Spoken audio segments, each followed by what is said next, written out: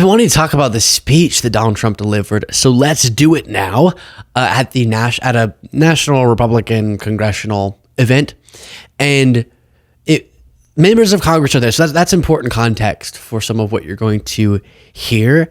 And he was it seems like everything is this way now, but a rare state of lunacy. So let's just jump right into it. Starting with this.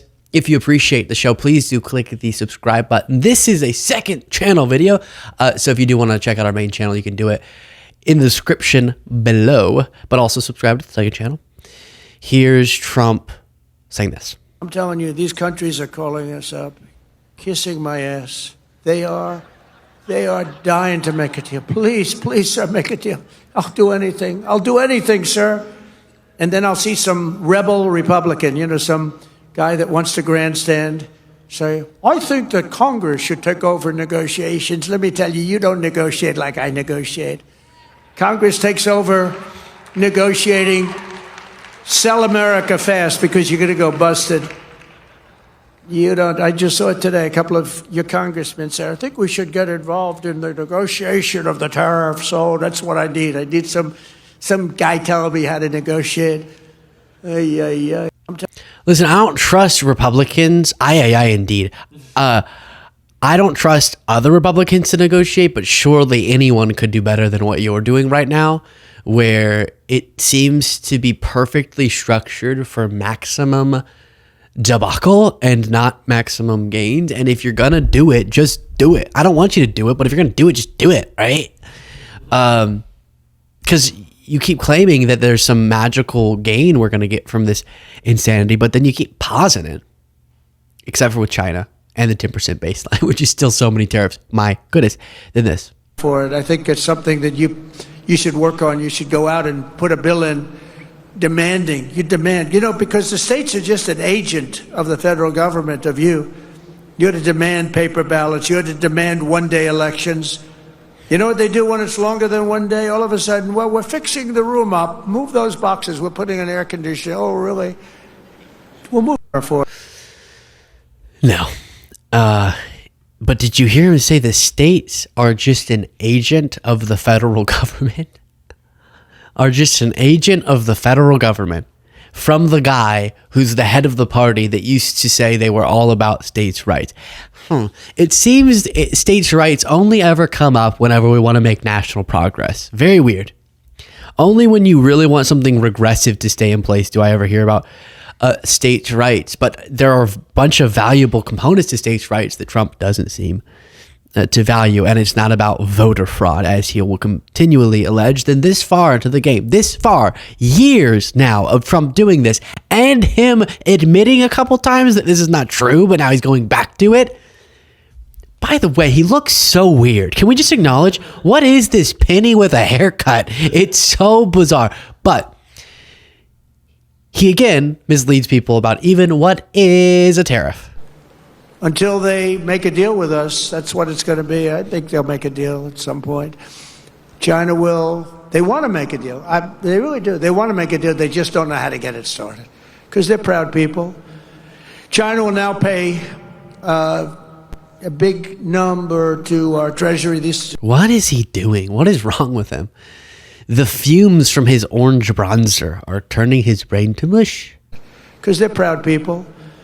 China will now pay a big number to our treasury. This is all taxes. And don't let them keep telling you that this is a tax on our people. I hate that. They say it's a tax. No, often much of it is paid. And hey, look what happened during my first term. Wow. You can see the sort of glitchy. That was so weird. You know how we talk about how he has these limited talking points? So on tariffs, when he's trying to justify what his fake version of what tariff is, he'll bring up his first term. Look at what we did. We brought billions and billions of dollars. And it's just, and then Afghanistan never would have happened. Russia never would have happened. They're coming from jails. They're coming, right? There's these little categories of talk, and he has to slide into one of them. Otherwise, he can't think of things to say. And there, he started trying to think of stuff and then went, hey, in my first term, and just sort of, there we go. That's what I can say. As he's he's saying that our treasury is going to be paid by China they're going to pay our government for the tariffs. It's not even like, oh, let me explain in a complicated way why that's wrong. We all know that's just not. It would be like saying you're raising income taxes or raising sales taxes in the United States and that China's going to pay for it. What? There are going to be downstream effects of a change in tax policy, like a tariff tax on U.S. importers, U.S. companies importing stuff. So every time you import, you add a little more, you pay a little more to the government. So it's our companies paying the government. But if you make it more expensive for them to import stuff, maybe they say, all right, we don't want to import, it's too expensive. And maybe Chinese businesses lose business because of that. That's how they could lose in the long run, which is why countries get upset when you add tariff on them. But he's just lying about what it is, like they're going to give us a check. Doesn't make any sense. Then more bizarre language. 4 years ago, if we follow through on this agenda, we will be rewarded with a phenomenal economy and a massive victory at the ballot box in 2026, because we will have a record of triumph like no president has ever had, like no Congress has ever had. They will not be able to even touch your seat. Your seat is secure, and we'll pick up 40, 50, or even 60 seats, and we'll have something that's going to be smooth sailing for years to come. If we don't get it done because of stupidity or a couple of people that want to show how great they are, you just have to laugh at them or smile at them or cry right in their face. What? To laugh at them or smile at them or cry right in their face. Okay, I don't know. What are you even talking about? That's what he's requesting we do to people. All three of those emotions all at once. So he is saying they're going to pick out 30, 40, or 50. What do you say, 40, 50, or 60 seats in the midterms? Only if the midterms are wildly not free and fair will that happen based on how upset people are with your policy. So you already have the trend that a president gets elected 2 years later, their party suffers in the midterms because people, voters are strange. With the swing swong. What is that? Swing pendulum. Ping pong. There you go. I think I merged those two thoughts. We ping pong around in our voting decisions, but unless they do some real election stealing type stuff, which I'm not alleging is happening, but unless that were to happen, the only rational thing if Democrats can even slightly get their acts together would be a lot of electoral backlash to the actions of Trump. Then Trump at one point has to insist he knows what he's doing. Hell, I'm doing. I know what I'm. Sorry, I started that too far. 4 or 5 plants, and they're all coming into the United States. I know what the hell I'm doing. I know what I'm doing, and you know what I'm doing too. That's why you vote for me. I know what I'm doing. It's like when Trump called himself a stable genius. You never say it if it's true. If you know what you're doing, you never have to say it. You just do it and people go, oh, he knows what he's doing. But if you have to specify it, it's because a lot of people are going, what the hell is this guy doing? He must have a screw loose.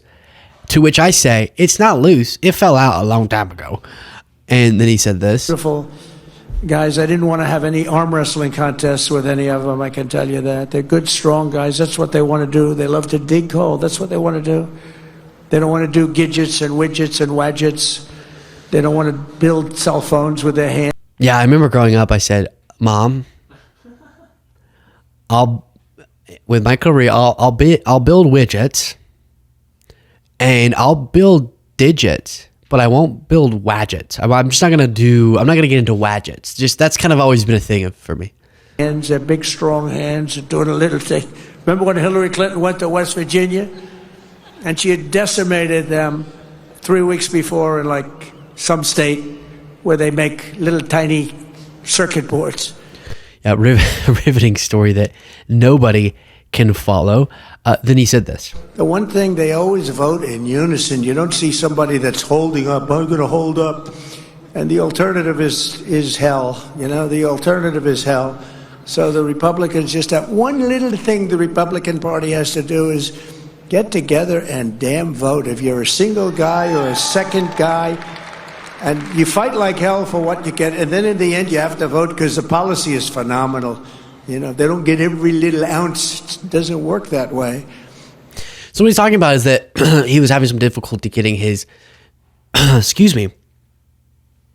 GOP budget through the budget proposal, and it's a long process. Right now they have a blueprint that got agreed to by the House just recently, and that is the one that is a redistribution of wealth to the bottom, from the bottom to the top, and gutting Medicaid so that they can extend Trump's tax cuts that will benefit the very tip top.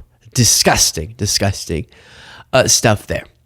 Share your thoughts in the comments.